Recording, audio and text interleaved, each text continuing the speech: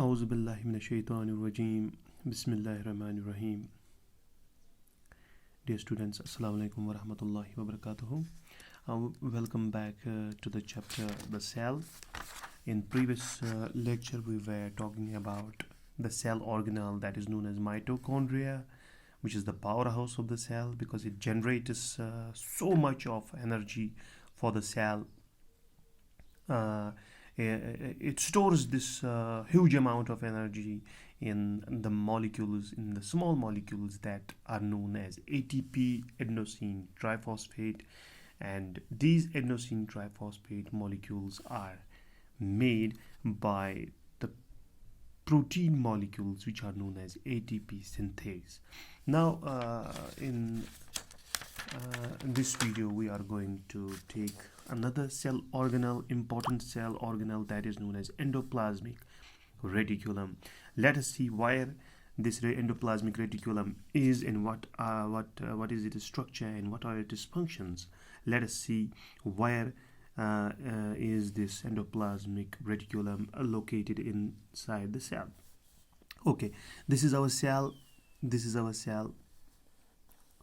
and this is the cell membrane, the outer layer, the outer boundary of the cell. That is the cell membrane, which is also known as plasma membrane. Inside this cell membrane we have cytoplasm, jelly-like, fluid-like substance. Okay, then we have nucleus, which is the brain of the cell, the center of the cell, control center of the cell, and this nucleus has an outer membrane that is known as outer boundary that is known as nuclear membrane. Okay, this is the nuclear membrane and this is the plasma membrane.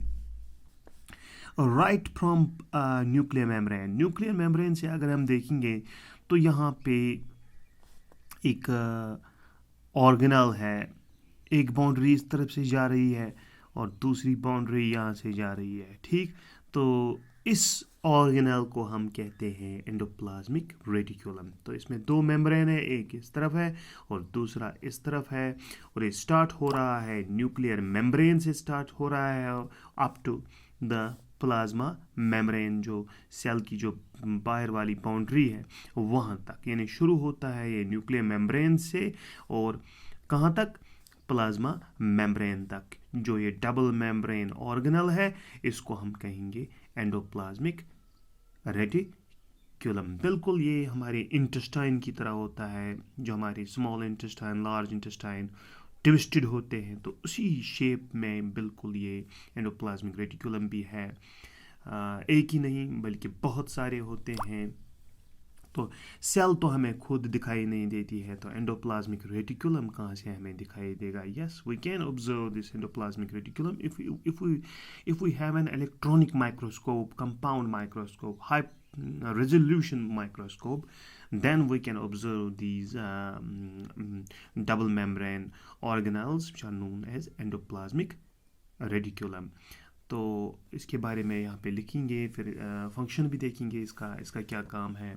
So endoplasmic reticulum ये एक double membrane organelle है, जिस तरीके से mitochondria was a double membrane organelle. Mitochondria में भी दो membranes थे. So mitochondria is a double membrane organelle. तो इसका भी यही लिखेंगे, endoplasmic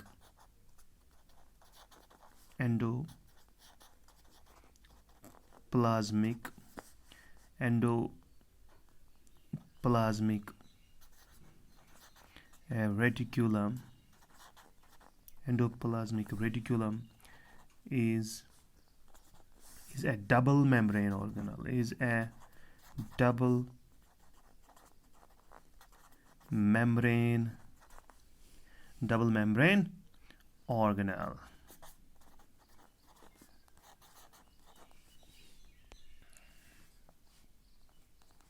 What is endoplasmic reticulum? Endoplasmic reticulum is a double membrane organelle present inside the cytoplasm. तो हम देख सकते हैं बिल्कुल साइटोप्लाज्म में मौजूद है. Starting from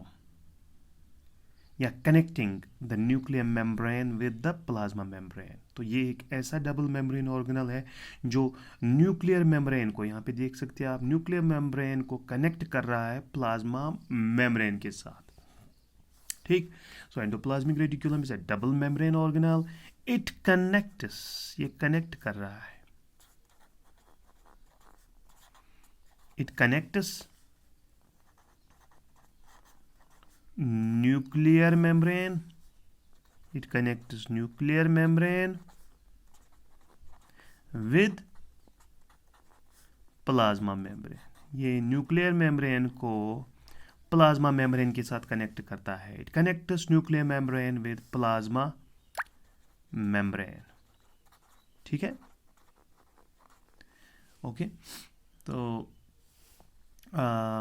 इसका काम देखते हैं, एंडोप्लाज्मिक रेटिकुलम का काम भी देखेंगे और इसके टाइप्स भी देखेंगे। तो पहले टाइप्स ही देखेंगे, फिर इसका काम भी देखेंगे। सो ये जो एंडोप्लाज्मिक रेटिकुलम है, these are of two types, ये दो किस्म के हो सकते हैं। Endoplasmic reticulum can be of two types. One is RER, that means a rough endoplasmic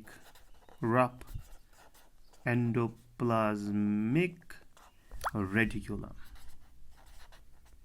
तो एंडोप्लाज्मिक रेटिकुलम दो किस्म के हो सकते हैं। एक किस्म है RER, that means rough endoplasmic reticulum, और इसके पास है ये जो रफ एंडोप्लाज्मिक रेटिकुलम होता है, तो it has ribosomes attached to its surface.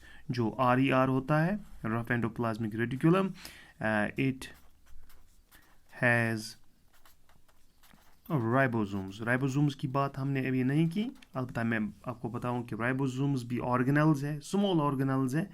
तो इनका काम है प्रोटीन सिंथेसिस, यानी प्रोटीन्स तैयार करना from nucleic acids, from amino acids. So this rough endoplasmic reticulum, it has ribosomes attached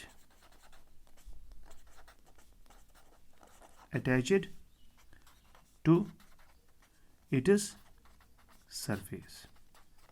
तो रफ एंडोप्लाज्मिक रेटिकुलम वो एंडोप्लाज्मिक रेटिकुलम है जिसके सरफेस पे राइबोसोम्स मौजूद हों। जैसे यहाँ पे एंडोप्लाज्मिक रेटिकुलम है और इसके सरफेस पे अटैच है, मान लीजिए यहाँ पे राइबोसोम्स है, इसकी सरफेस पे राइबोसोम्स है।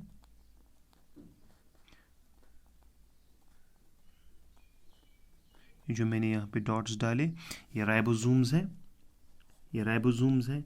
अगर एंडोप्लाज्मिक रेटिकुलम के साथ ये राइबोसोम्स अटैच होंगे सरफेस के साथ, तो ऐसे एंडोप्लाज्मिक रेटिकुलम को हम रफ एंडोप्लाज्मिक रेटिकुलम कहते हैं।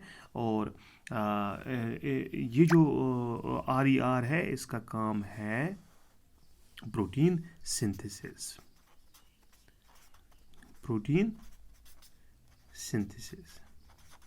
ठीक। और दूसरा हमारा है another type of a cell organelle is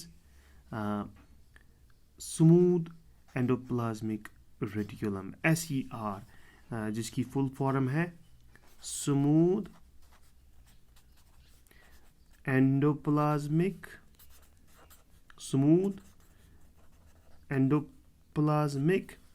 reticulum, smooth endoplasmic reticulum. और ये जो SER होता है, यानी स्मूथ एंडोप्लाज्मिक रेटिकुलम होता है, इसका जो इसकी जो सरफेस होती है, जैसे कि यहाँ पे इस एंडोप्लाज्मिक रेटिकुलम को लेंगे, इसकी जो सरफेस है, इसका जो मेम्ब्रेन है, उसके साथ राइबोसोम्स अटैच नहीं होते हैं। जबकि हमने यहाँ पे देखा इस एंडोप्लाज्मिक रेटिकुलम की जो सरफेस है, उस पे राइबोसोम्स अटैच है, तो इसको हम RER कहेंगे। ठीक, ये जो है एंडोप्लाज्मिक रेटिकुलम, इसको हम RER कहेंगे। और ये एंडोप्लाज्मिक रेटिकुलम है, इसके साथ राइबोसोम्स अटैच नहीं है सरफेस के साथ, तो इसको हम कहेंगे स्मूथ एंडोप्लाज्मिक रेटिकुलम। बिल्कुल इसको हम कहेंगे SER, स्मूथ एंडोप्लाज्मिक रेटिकुलम। और यहाँ पे हम लिखना चाहेंगे कि SER जो है it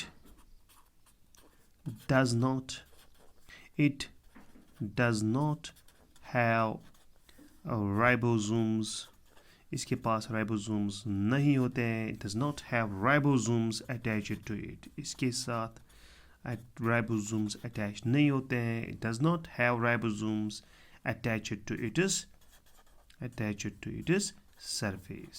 That's why it is known as smooth endoplasmic reticulum. और इसका जो मेन काम है, it is responsible for lipid synthesis. एक और चीज़ हमें बॉडी में चाहिए, एक तो प्रोटीन्स चाहिए। तो प्रोटीन सिंथेसिस के लिए रफ एंडोप्लाज्मिक रेटिकुलम है, उसका काम है प्रोटीन सिंथेसिस।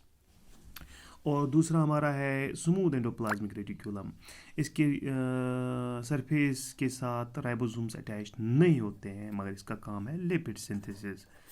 ये भी एक इम्पॉर्टेंट सब्सटेंस है हमारी बॉडी के लिए, यानी लिपिड्स। तो इनको कौन सिंथेसिस करता है, लिपिड सिंथेसिस कौन करता है, स्मूथ एंडोप्लाज्मिक रेटिकुलम। तो ये तो टाइप्स की बात थी। There are two types of endoplasmic reticulum. One is RER, that means rough endoplasmic reticulum, जिसके साथ राइबोसोम्स अटैच होते हैं सरफेस के साथ, और इसका काम जो है वो है प्रोटीन सिंथेसिस। दूसरा किस्म है एंडोप्लाज्मिक रेटिकुलम का SER, स्मूथ एंडोप्लाज्मिक रेटिकुलम। और ये जो स्मूथ एंडोप्लाज्मिक रेटिकुलम होता है, इसके साथ राइबोसोम्स अटैच नहीं होते हैं इसके सरफेस के साथ, तो इसका जो काम है, मेन काम है लिपिड सिंथेसिस। अब हम एक चीज़ देखेंगे, फंक्शन देखेंगे एंडोप्लाज्मिक रेटिकुलम का। फंक्शन तो मैंने ऑलरेडी बताया है कि रफ एंडोप्लाज्मिक रेटिकुलम का काम है प्रोटीन सिंथेसिस, और स्मूथ एंडोप्लाज्मिक रेटिकुलम का काम है लिपिड सिंथेसिस। मगर इसके अलावा इसकी और भी दो फंक्शंस हैं जो मैं आपको बताना चाहूँगा।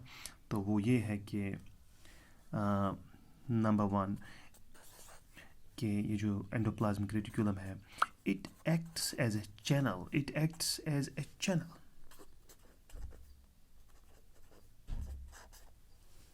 चैनल का मतलब हुआ रास्ता। देखिए, आप खुद भी देख सकते हैं, ये एक रास्ता बन रहा है ना, मटेरियल्स के लिए रास्ता बन रहा है, अंदर आने के लिए और बाहर जाने के लिए, क्योंकि endoplasmic reticulum is connecting the nuclear membrane with the plasma membrane.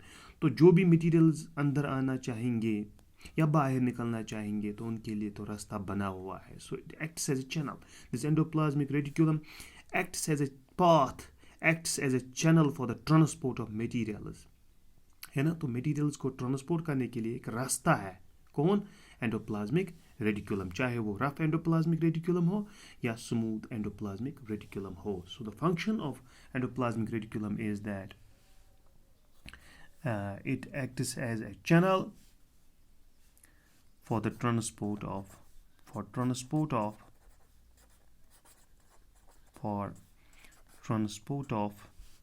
various materials and various substances। तो जो भी materials, जो भी substances अंदर आने हैं या बाहर उनको जाना है, तो ये एक रास्ता देता है, रास्ता फराहम करता है। It acts as a channel. This endoplasmic reticulum acts as a channel for the transport of various materials. तो एक तो काम इसका ये है। दूसरा काम भी है इसका कि इट प्रोवाइड्स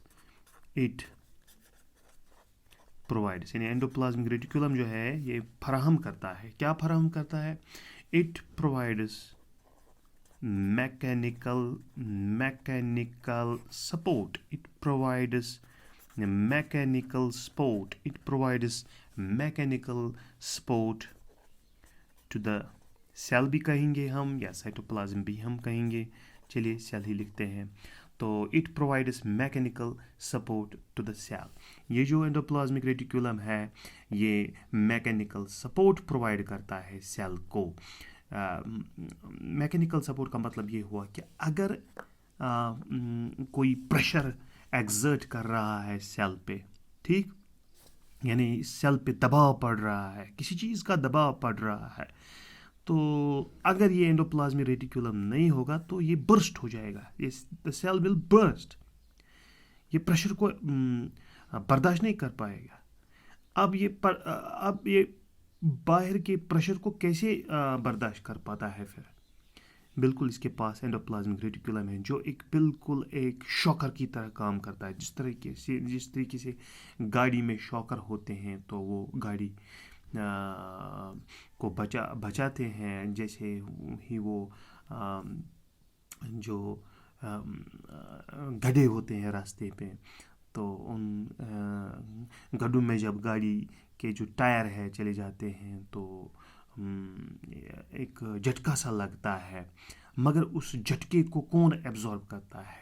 शॉकर। गाड़ी में शॉकर होते हैं तो वो जो प्रेशर एक्सर्ट होता है उन गड्ढों की वजह से, तो हम उसको महसूस ही नहीं कर पाते हैं ड्यू टू शॉकर।